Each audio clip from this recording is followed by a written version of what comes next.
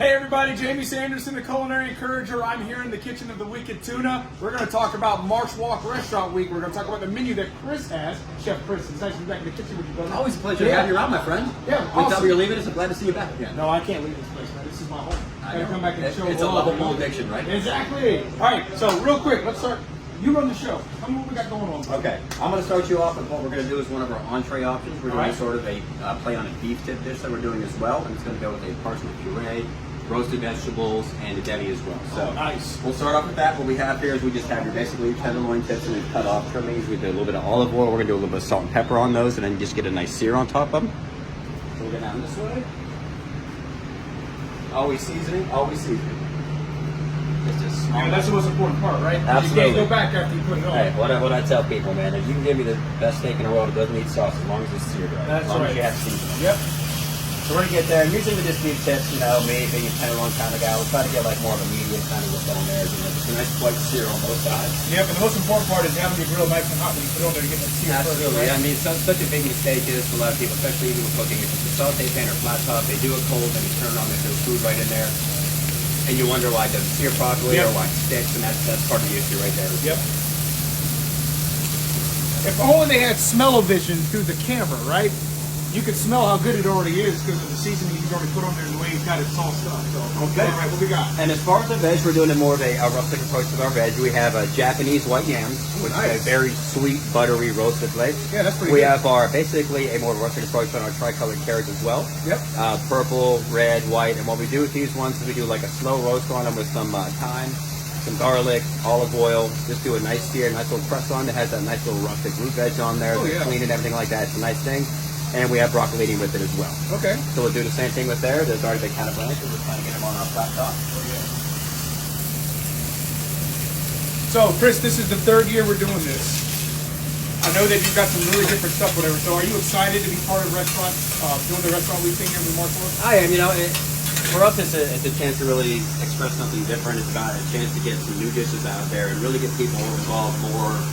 And food in general. Yeah. I mean, I think it's something that we always try to bring something that's fresh, and it's kind of a different idea to get people excited about eating. I mean, I love eating. It's fun, and and the smell alone and the wow factor. It's all about really trying to put that name out there and get people excited for things that we can do this year. Well, one of the most things, I know you love to eat. That's good. I do. But you love to cook too. Your passion shows through your dishes, right? Yes. So the people who come out February 27th through March 3rd are going to taste your passion in these dishes, right? I think it's so. It's not like something that you just put together like in a machine or kind of like, down the line or something. Where this is actually true thought has been put in these dishes to make them like pop. You know what I mean? And a lot of it too, a lot of the thing is you don't want to get ready-made stuff. Right, like exactly. our demi, we roast the bones. We do an actual traditional demi where we make it from scratch.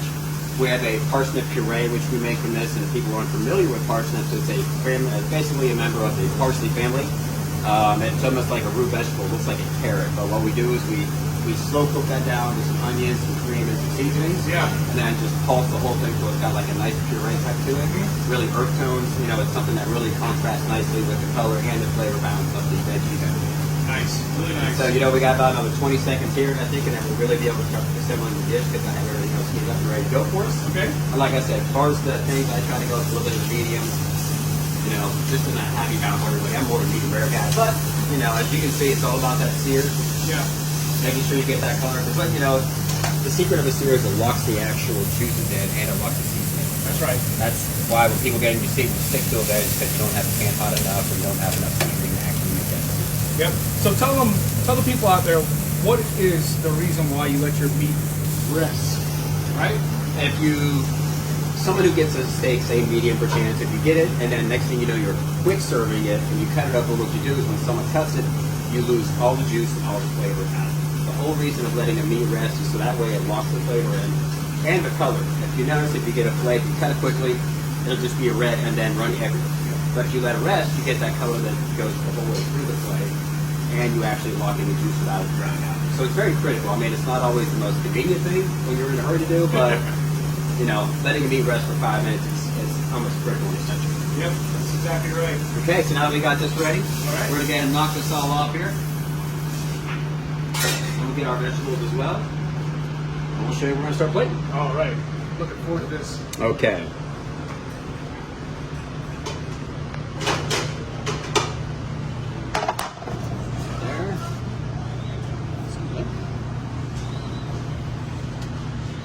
Look at that. Okay, the first thing we're going to do is we have our parsnip puree, which we explained as well. And, you know, it comes obviously, the biggest thing about dishes, especially for myself, is you always eat with your eyes first. So having that look, getting that look for people to see something that goes by, like, I don't know what that is, but I sure as hell want it because it looks delicious. Exactly. Yep. So we got the parsnip puree down there. And the next thing we want to do is we're going to lay our veggies.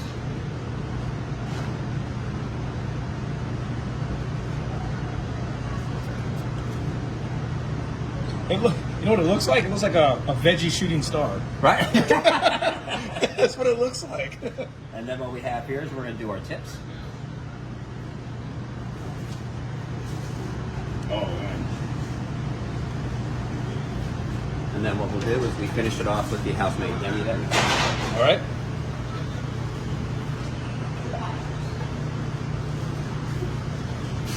Which, as you can see, is very dark, very rich. And one thing that people know me, one thing about me is it's nice to have sauce, but especially when you have a good cut of meat, you know, you don't want to. You want the meat to shine. You want to right? shine. You don't want Exactly. to overcoat it with Yep. a bunch of sauce to where you actually cover up the flavor of the Exactly profile of the right. dish. Yep. That'll be a nice little plate right there. I think it's going to be something as far as like you get some real earth tones, you get some real hefty tones, you get it's something that I think will really balance out well with people with everything else that we have as far as our menu for the restaurant. I love it. It looks nice. We got some other things here we need to talk about too as well, right? We do. We have Right. other options. You know, as far as these options go, it's the 3 for $35. For us, you can start out with your arugula salad with red onions, cherry tomatoes, and raspberry vinaigrette, or you have an option as a soup as well. As far as for our second option, you can get octopus with a white bean puree, or you have the option to get the tuna crunch roll. Yeah. Which anyone who's familiar with the tuna crunch rolls, you have spicy tuna, shaved tuna, tempura shrimp, tempura flakes on top, and a little bit of eel sauce, so you get a nice kind of spice and sweet kind of mix to it as far as well. Yeah. And then as far as for your dinner options, you know, we have the tip special, which we presented to you here, and you also have the option of a garlic shrimp Alfredo as well. So, I mean, we kind of cover a lot of bases, and I think people receive it well, and I think it's something that, as usual, we'll get out there and just a lot of excitement about restaurant week, bringing people out this year. It's my favorite thing. I love it. It looks good. Guess what? I'm prepared, so we're going to break this open. I like it. All right, let's get into this here real quick.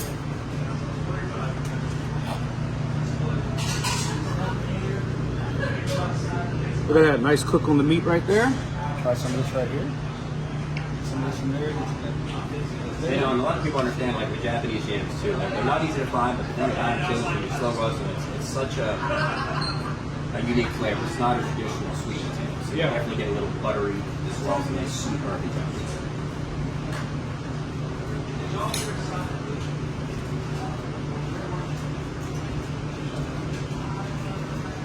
You really taste the meat. The sauce is a compliment to the meat. The yam, I mean, all this right here, you taste all of that. The rustic flavor in the vegetables. It's not overdone. It's not like burnt. It is awesome. A lot of prominent bold flavors. Yes. And as a kid from PA, I love a meat and potato dish. Yep. Chef Chris, you done it once again. Appreciate it, man. Hey, MarshWalk Restaurant Week, February 27th, March 3rd. Come on out and enjoy some of this great food right here at the Wicked Tuna. And we'll see you later. Take care, folks. Thanks, man. Appreciate it.